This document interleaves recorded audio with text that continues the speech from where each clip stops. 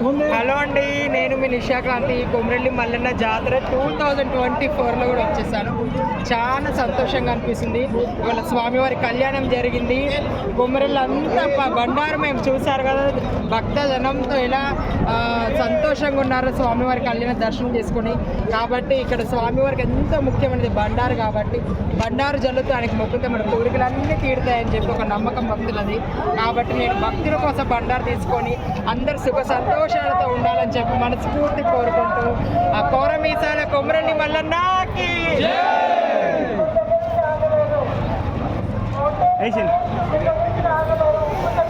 గాలికి అడ్డం పోతుంది.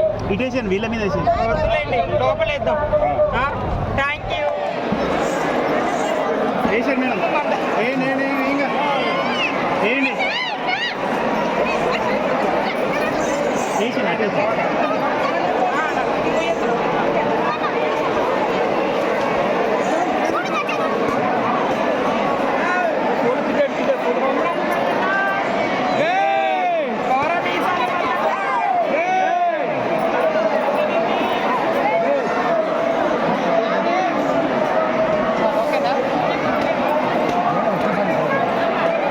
చెట్టు గురించి చెప్పండి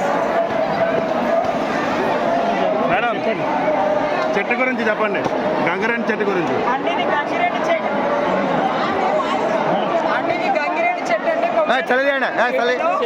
గంగిరెడ్డి చెట్టు మనం తడిబట్ట స్నానం చేసి 11 చుట్లు తిరిగి స్వామివారికి ముడుపు కడితే కోరుకున్న కోరికలు, సంతానము అన్నీ తీరుతాయండి.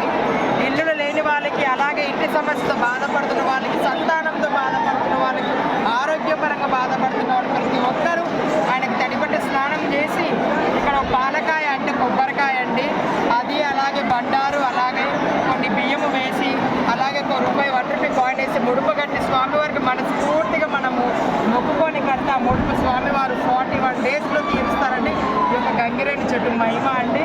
అందుకే వచ్చిన వాళ్ళందరికీ గంగిరెడ్డి చెట్టు మీద బంతి పూలు, అలాగే ఎంతో ఇష్టమైన బండారు కూడా స్వామివారికి ఇలా చల్లి స్వామివారి మనస్ఫూర్తిగా వేడుకుంటారు.